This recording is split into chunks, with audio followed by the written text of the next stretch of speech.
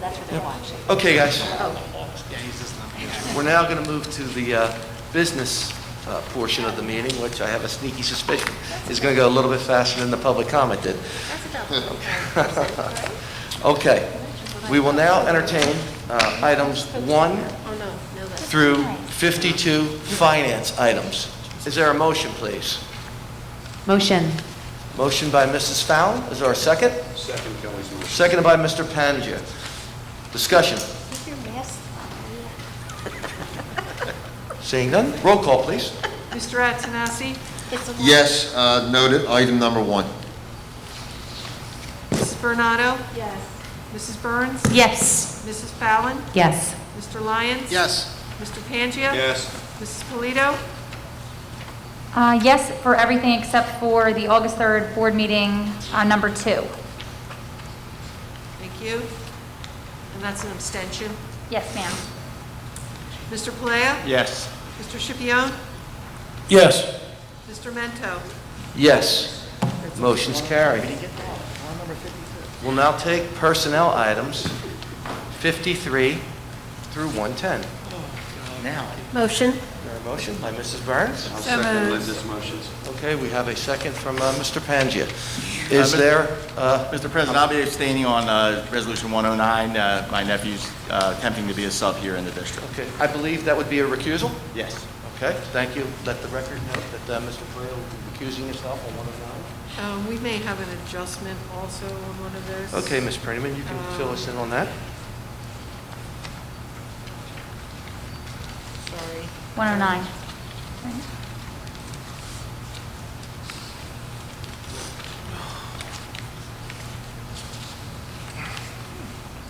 Take your time.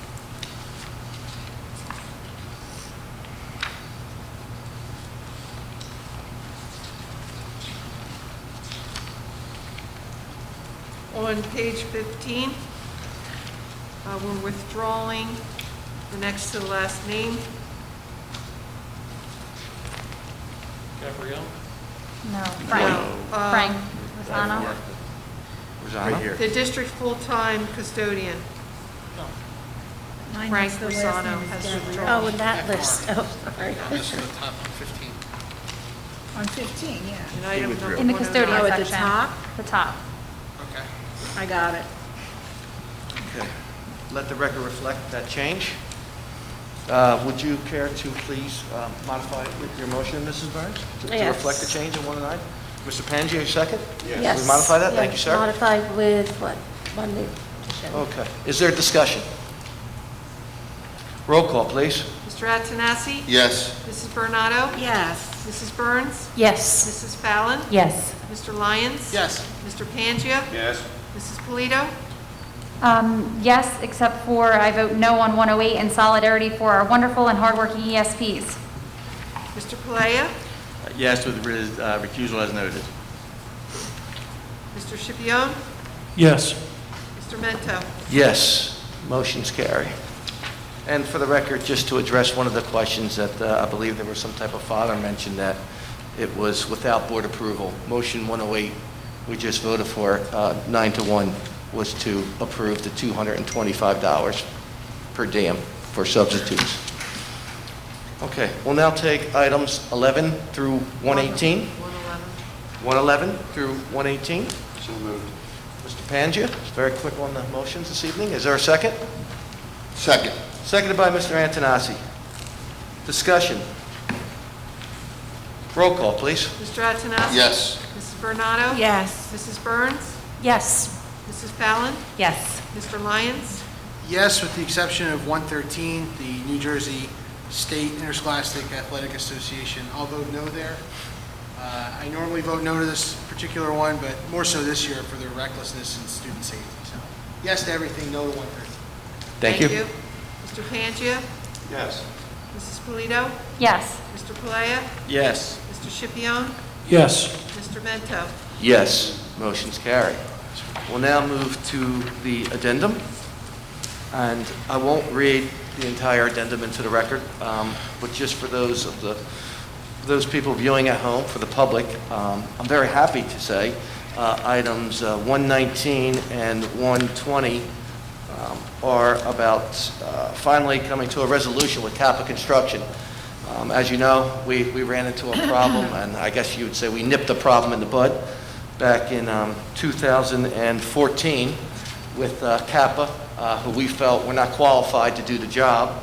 And through the very aggressive move by the board, we protected the district, and we are now recuperating some of those costs from that. So those are what items 119 and 120 are about. And then the remainder of the addendum are items referring to a purchase of a tractor, personnel, and the equity plan statement of assurance. So But you're not acting. I'm not doing those now, but No. we are now taking the first two, items 119 and 120. In Motion. reference to Kappa. The motion was by Motion. Mrs. Burns. Second. Seconded by Mr. Scipione. Discussion? Roll call, please. Mr. Attanassi? Yes. Mrs. Bernado? Yes. Mrs. Burns? Yes. Mrs. Fallon? Yes. Mr. Lyons? Yes. Mr. Pangia? Yes. Mrs. Polito? Yes. Mr. Palea? Yes. Mr. Scipione? Yes. Mr. Mento? Yes, motion's carry. We'll now take items 121 through 123. Is there a motion? Mr. Pangia. Is there a second? Second. I couldn't, was that Mrs. Bernado? Second. Mrs. Bernado? Yes. Discussion? Roll call, please. Mr. Attanassi? Yes. Mrs. Bernado? Yes. Mrs. Burns? Yes. Mrs. Fallon? Yes. Mr. Lyons? Yes. Mr. Pangia? Yes. Mrs. Polito? Yes on everything except for I vote no on 122. You? Mr. Palea? Yes. Mr. Scipione? Yes. Mr. Mento? Yes, motion's carried. Now, we will enter into the second portion of the public comment. Anyone wishing to be heard to come before the board, now is your opportunity. Please state your name and address. Thank you. Good evening. My name's AJ Cisco. My address is 9 Tallowood Court in Atco. I've been a teacher here at the high school for 16 years now. As I look around at the board, it's filled with people that I went to high school with, people that have taught me, people that have been colleagues of mine. So I'm hoping that not just with myself, but everyone that's spoken tonight, that you give us our due diligence and really consider the statements that we're making. With that said, there's a couple of points that I want to raise. One of which pertains to the model of instruction that is intended to be utilized by the middle school and the high school, the flipped classroom model. And I'm not here to challenge or question Ms. Kieko's decision to utilize such a plan. I'm not challenging its academic purpose. However, it has been difficult for staff members to understand. Has been marginally explained and not modeled at all to us. And it's created frustration. I think a lot of people feel ill-prepared. I also think a lot of parents and students don't understand what exactly it is. Some of you may not understand exactly what it is, but it entails that our teaching is virtual. We lecture in videos and do lessons in videos, and when students come to school, we answer questions they might have about the virtual lessons, and we give assignments to them that they're intended to support the virtual lessons. So we're teaching virtually. I think there's a lot of people out there that think their kids are coming to school and staff members are going to stand up and we're going to be teaching direct instruction, lecturing from the start to finish, whatever the case is. And under this model, that's not what's intended. So I don't know if people out there recognize that. If there's some, I don't want to say false advertising, but perhaps there's limited information regarding what instruction will look like in this hybrid model. Additionally, beyond that, just in looking around the school in the first days that we've been back, I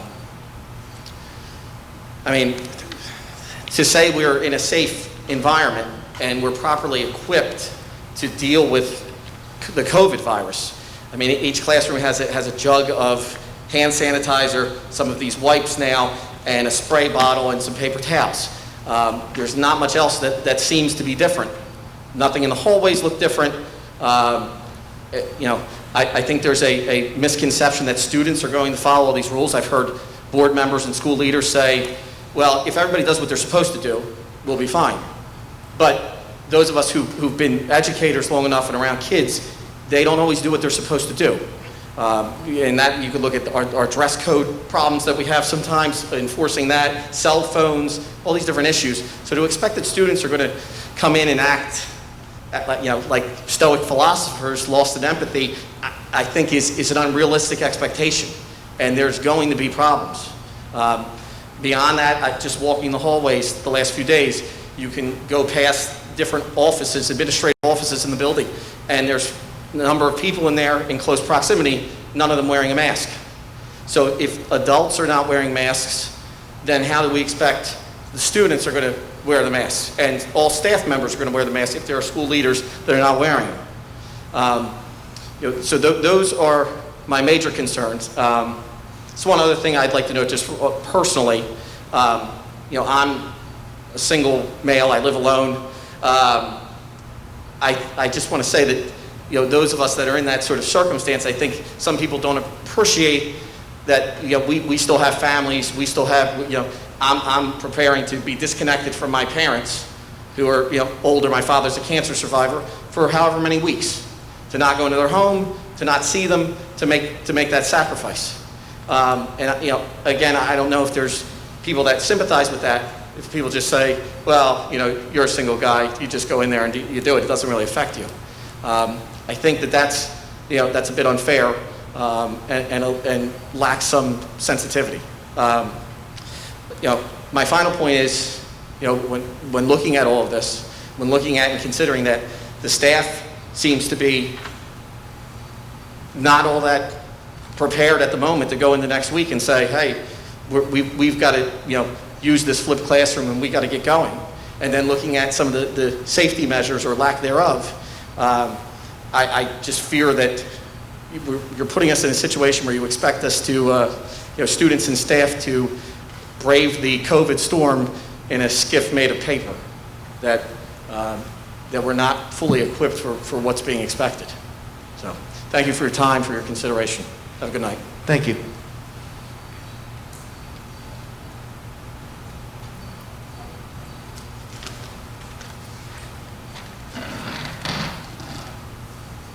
Good evening.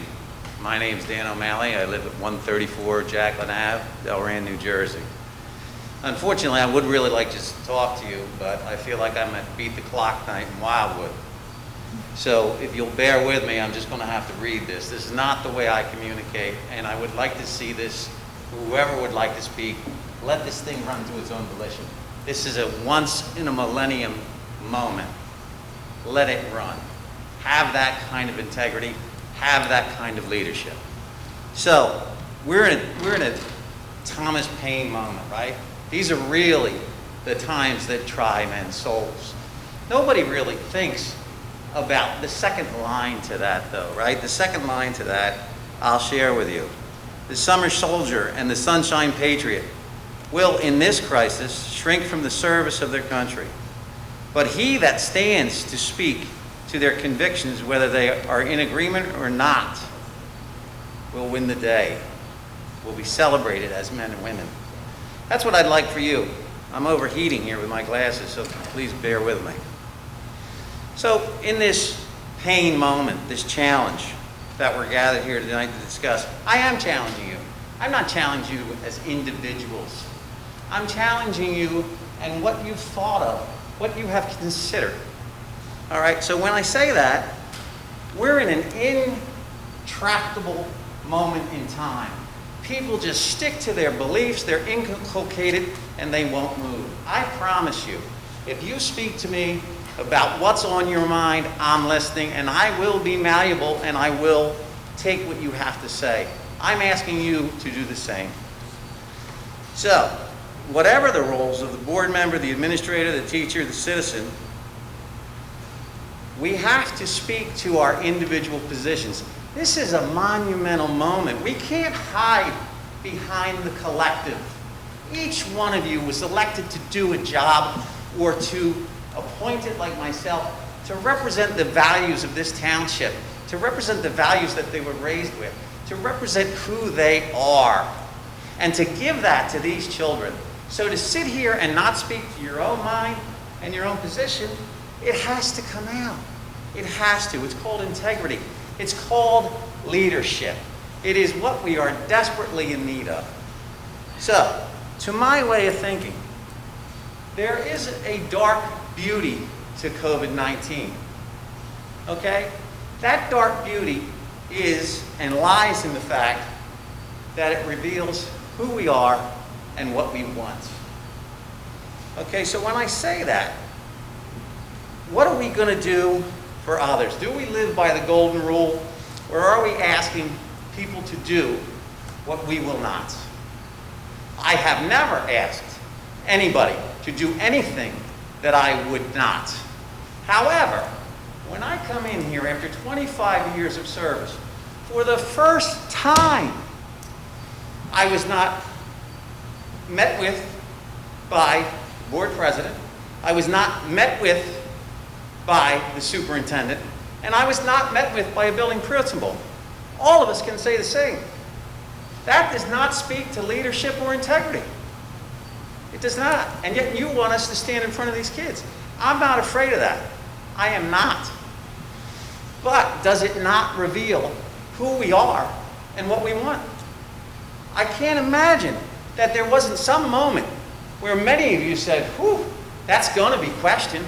What does that look like? What does that mean to these people? How does it present itself to them? Are we in it to win it, or are we in it together? From my perspective, it only says one thing. It tells us who we are and what we want. And that's the beauty of Corona. It doesn't lie. So, now, there was 5-word sentence I read this summer. Read a lot of books, a lot of deep thoughts, a lot of entertainment, a lot of escapism, and a lot of Corona. But 5 words stuck out in my mind. Awe is more than emotion. So that's Corona in this moment. You are either emotionally tied to what you want, or you stand in awe of what this thing is capable of. Okay, so I stand in awe of a lot of things. I stand in awe of nature. All right, so when I got buried as a 5-year-old by a wave in Cape May, I stood in awe of its power. When I see a tree snap in half in an electrical storm, I stand in awe of it. If I see virtuoso talent on a piano, we all know what that is, right? But we don't necessarily respect it when it is not what we want, okay? And then we need to talk about emotion. We know emotion. I have emotion now. I always have emotion. But what I will tell you this is, emotion is visceral. Emotion is passion. Emotion is gotten to through agitation. Agitation is getting what I want no matter the cost. Awe is arrived at through reverence, power, almost a pseudo-religious experience because you know you need to respect it. That's Corona. All right, so awe is more than emotion. It's not necessarily about my son or daughter and what they necessarily are missing. Every child is missing. I miss your kids more than you will ever imagine. To think that that job that I do in the command chair all last 4 or 5 months was terrible. I hated every second of it. And by the way, it's infinitely tougher. So awe is more than emotion. So now when I move to analogous realities in this last half century. Let's look to a couple. The AIDS epidemic, the gay man's disease, was easily dismissed. 40,000 people. Cut me off? We're not going to let it get to its own volition? That's called integrity and leadership. Well, Mr. OMalley, there are rules. I really All right, do I have- respect your opinion. I'd interrupt you, sir, please. There are rules. The Board of Education has a policy. The best thing that a Board of Education can do is apply that policy in a uniform manner, all right? And that's what it's tried to do so far. You are at 7 minutes already. It's a 5-minute statement. If you want to go back and then give everyone else an opportunity, you could come back and give another statement. I would ask, rather than just cut you off, if you could sum up whatever Can I make last one- points you wanted to do. Can I make one last statement? If you can Yeah, complete if your you could just thought. complete your thought and sum Briefly. up, that would be And appreciated. before I do that, may I say I appreciate the opportunity. All right, so, one last thing I'd like you to consider. I'm not afraid of dying. I'm married, I have a wonderful child, I have a good life, largely because you've given it to me, okay? But what you're not necessarily considering is I'm a lethal weapon, okay? What I mean by that is my wife works in the OR. 3 outbreaks at Penn. I sleep next to her every night. I walk in here every day. In loco parentis, right? I'm here legally, morally, and ethically to look after your children. I've seen opioid addiction death in my family. I've seen HIV death in my family. I don't fear death, and I've had a wonderful life. I want to protect these kids. That's what I'm here to talk about. We need to take every potential to protect them. That's all I have to say. Thank you. Thank you.